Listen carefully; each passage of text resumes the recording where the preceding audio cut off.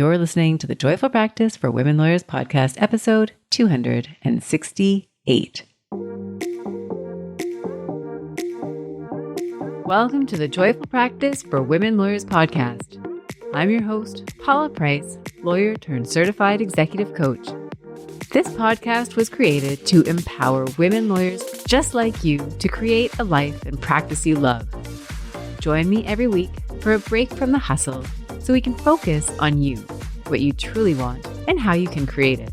If you're over the overwhelm, done with putting out fires, and ready to redefine success on your own terms, you're in the right place. Ready for today's episode? Let's dive in. Imagine this. It's 5:32 p.m. You're sitting at your desk and you're exhausted. Your eyes are hurting because you've just been reading emails, responding to emails, you've been reviewing invoices, you've been reviewing documents, you've been talking to your colleagues, you've been instructing junior lawyers, you've been trying to figure out how to make all of this work. You've had to deal with a couple of calls from your nanny because she can't find things and the kids aren't feeling very well. And you've got a networking event to attend this evening. It starts at 6:30. You really don't want to go, but you told yourself you would do it, and now you're grappling with the question of, do you do it or do you not?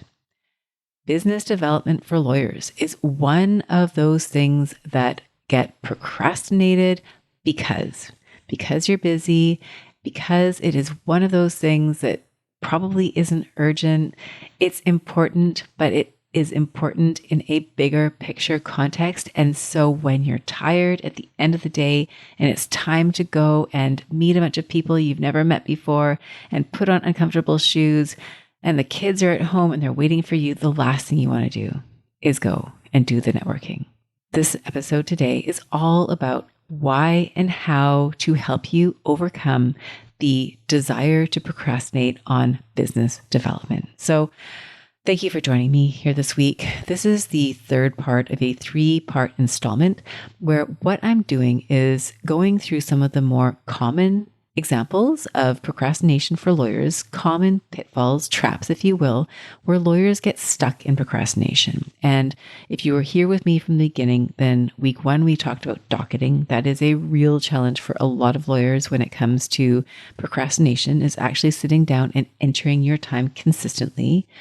Last week, we talked about procrastination and drafting, specifically those projects that have a long lead time. They're often very complex and they tend to get pushed off until they become urgent. And then you're all hands on deck for the days before the factum is due for filing, whatever it is. And so we talked about a strategy to help with that.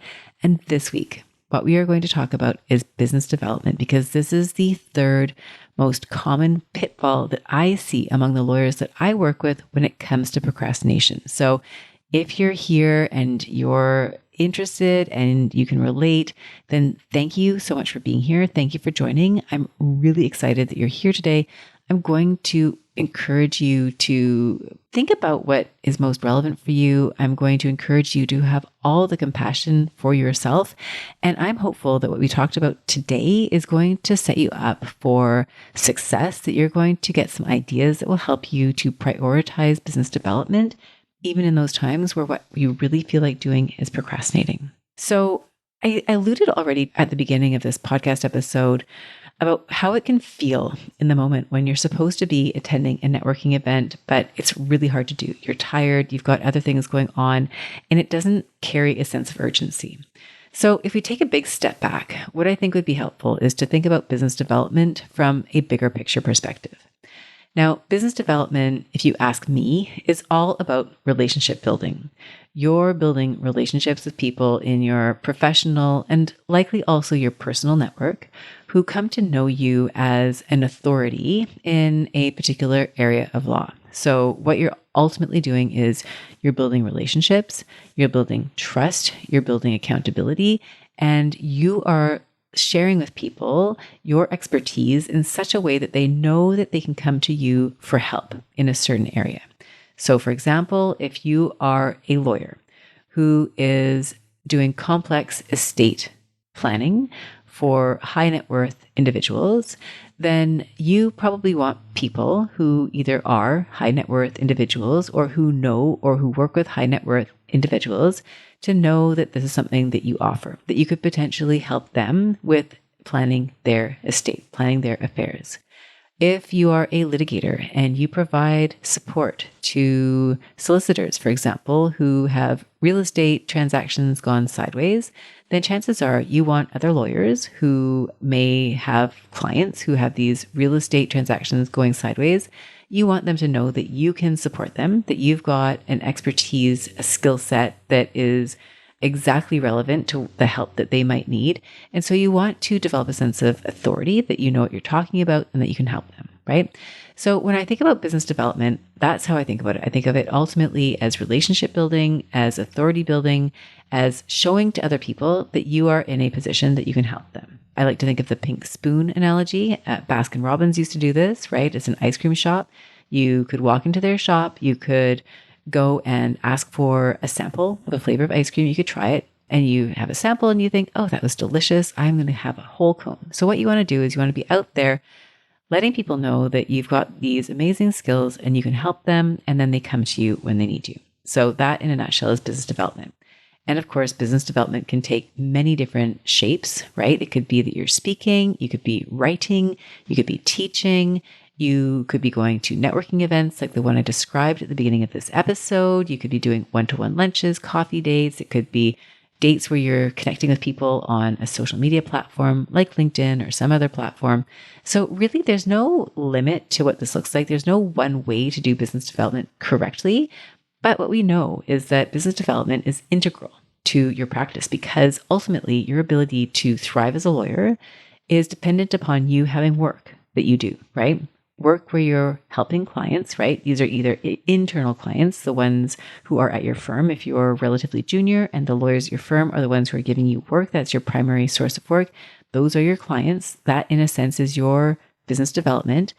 And or the more direct consumers of your legal services. These could be external clients. And then often there are referral sources, right? These are people out there who they themselves may not retain you, but they know you and they trust you and they know that they can send people your way and you're going to look after them.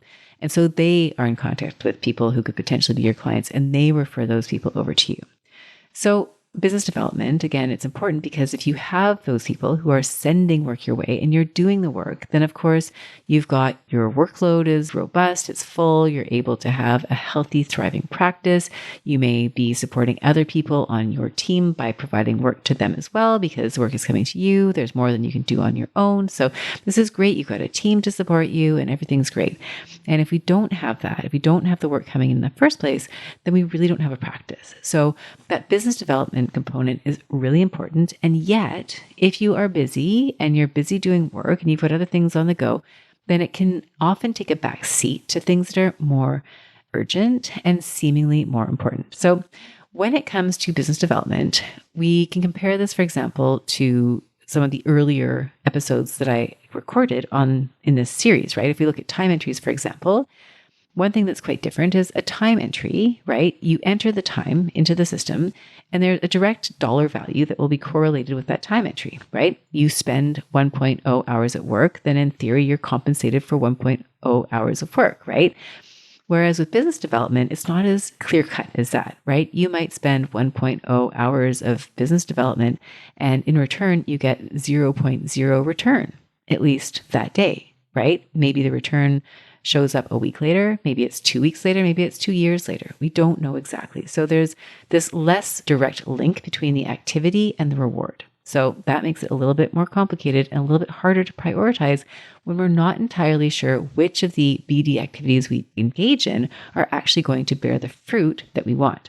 Now, if we compare business development to going back to time entries, it's similar in the sense because business development is ongoing, right?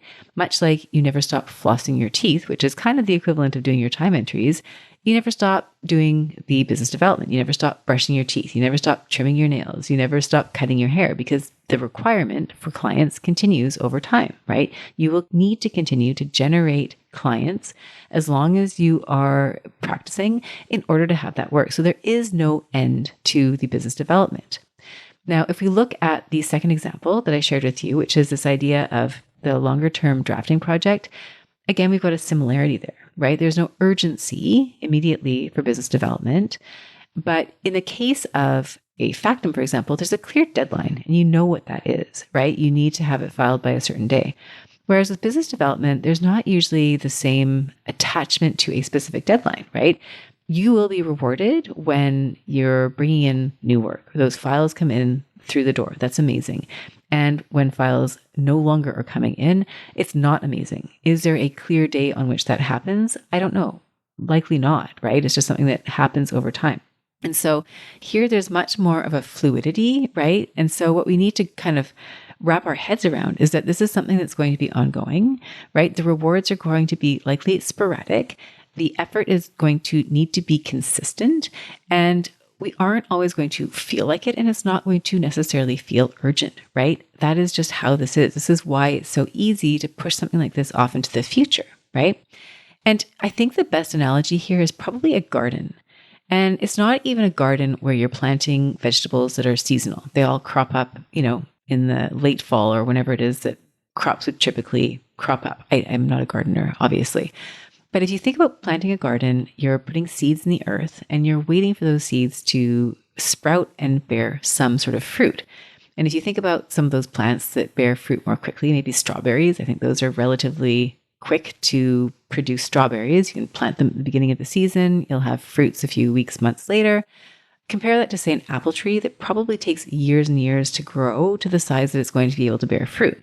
So in your ecosystem of business development efforts, you're probably going to have some short-term wins and you're going to have those longer-term wins, right? And if you think about those longer-term wins, that apple tree is going to consistently produce apples season after season, right? We hope. And so you might think about what kind of relationships you're building that will be more of an apple tree. And then you're also going to have those short-term strawberry plants that you plant every year and they show up every year.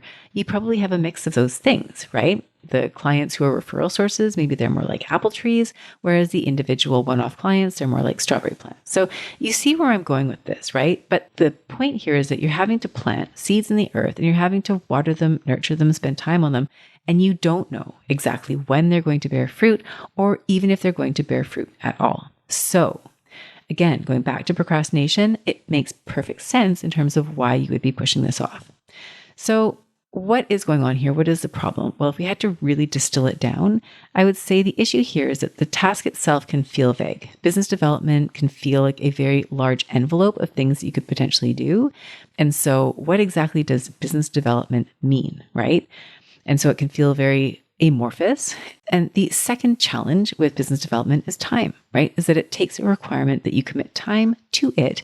And that can be really hard to carve out, especially when you're in a busy practice, especially when you've got kids at home or things to do outside of the office. And the last thing that you want to do is more work after you've done the work that you need to do.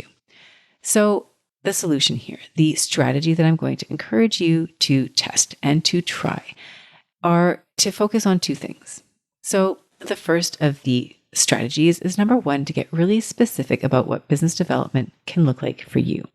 So this means getting pretty clear about the types of clients that you want to work with, the types of work you want to attract, and then to reverse engineer that into some of the very specific activities you would need to do in order to meet those types of clients, to demonstrate that you're capable of doing that kind of work. So you're thinking about what are those, and activities that lawyers will often do in the nature of business development might be things like writing articles or having speaking engagements or teaching. And you'll want to think about the venues in which you do that, the communities in which you're going to do that, the nature of how you're going to do that, because everybody's personality is so different, right? You might be doing education in a one-to-one way if you're taking somebody out on a lunch date, and then at some point in the conversation, you're explaining to them how you can help them.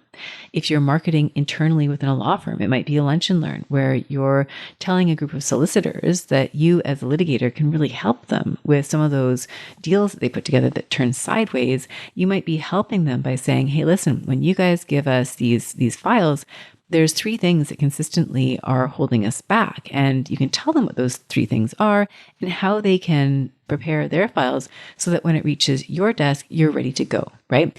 These are ways in which you're educating your potential clients about what is happening in their practice. You're helping them figure out the breadcrumbs that will lead them to you.